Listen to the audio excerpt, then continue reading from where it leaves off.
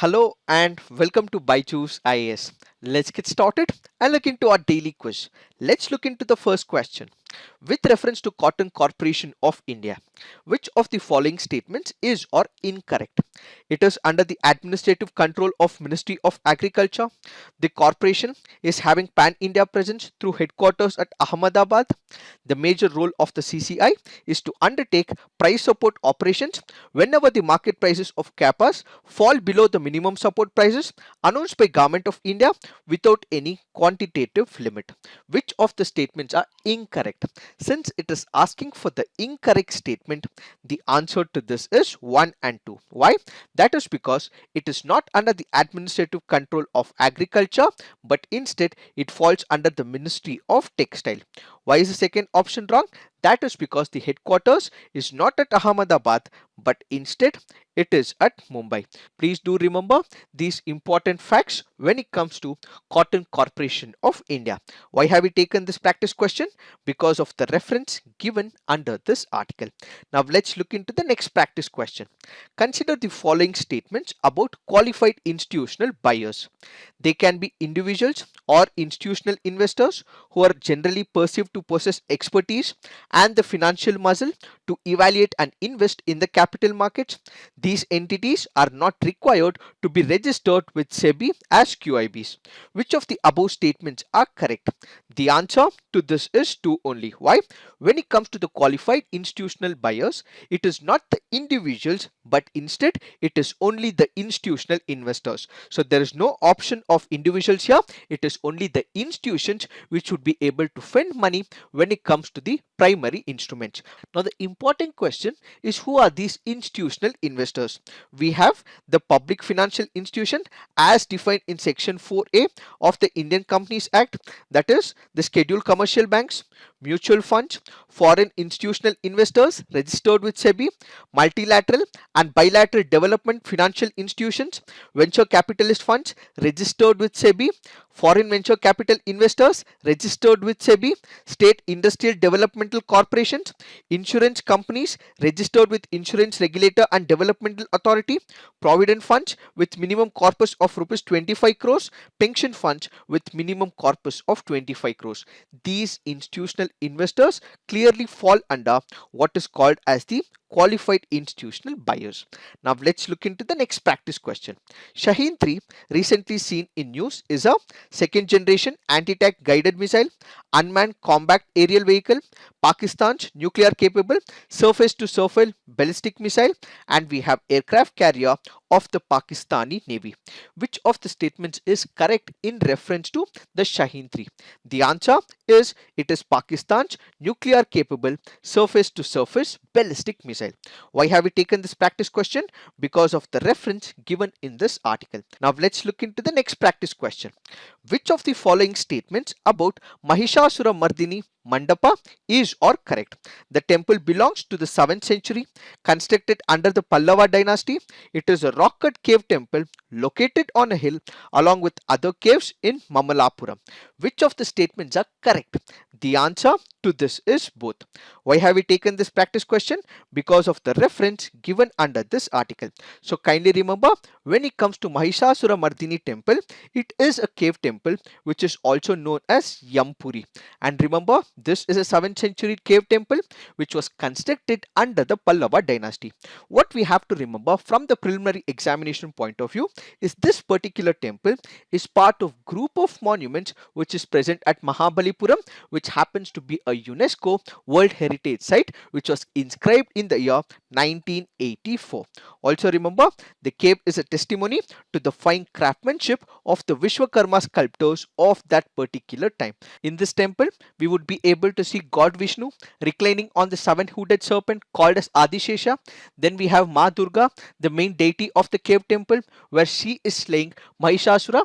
That is why this temple is also called as Mahishasura Mardini cave temple as well. The third sanctum also has a sculpture of Lord Shiva as well. This temple is in the state of Tamil Nadu.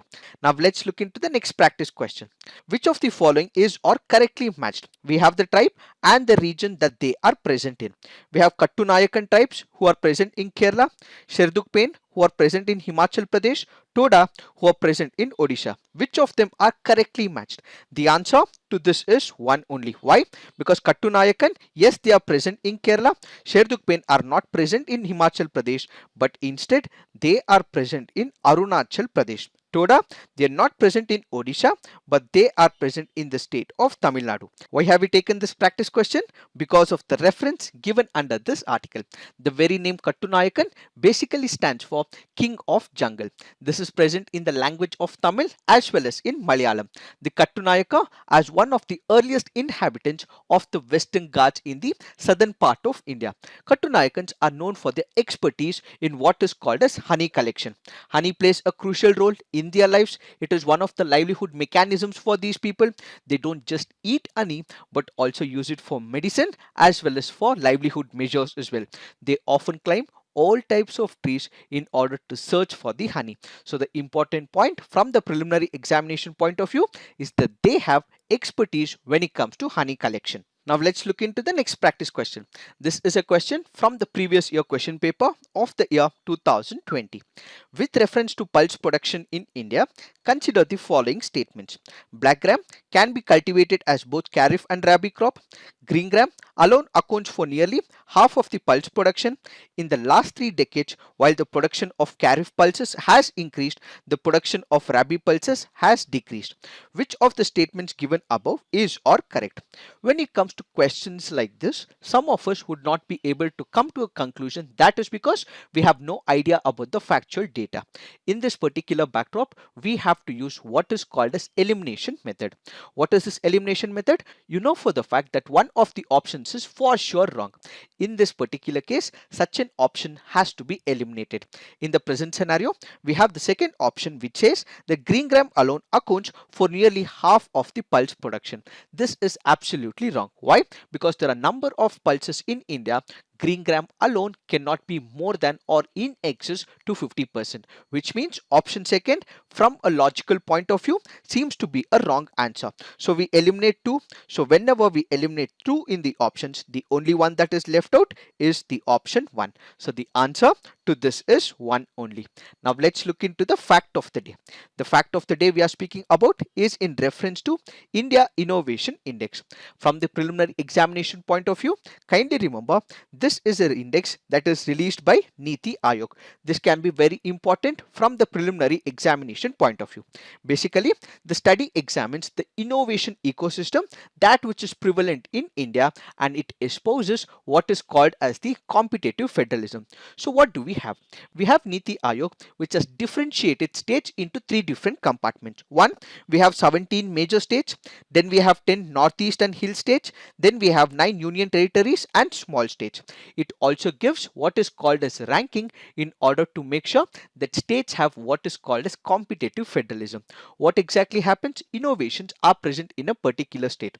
So this is identified and ranking is provided to states as well as union territories. So in case there are challenges with respect to innovation in a particular state, the same is identified and it is also given to the states according to this particular index. And at the same time, all these challenges will have to be addressed, background checks have to be made, and the strengths of these states are also given to the other peer states as well. So when it comes to this innovation index, we have to remember there are 17 major states and Karnataka in the present scenario retains the leadership position. Followed by this, we have Maharashtra and Tamil Nadu. When it comes to 10 northeast states and the hill states, we have the first state that follows is the Himachal Pradesh. When it comes to states that have performed poorly, what we have is Jharkhand, Chhattisgarh, followed by Bihar. They are the ones who are at the bottom of the major states category. It is this that we have to understand in reference to India Innovation Index. This is it for today. Thank you for watching. All the best.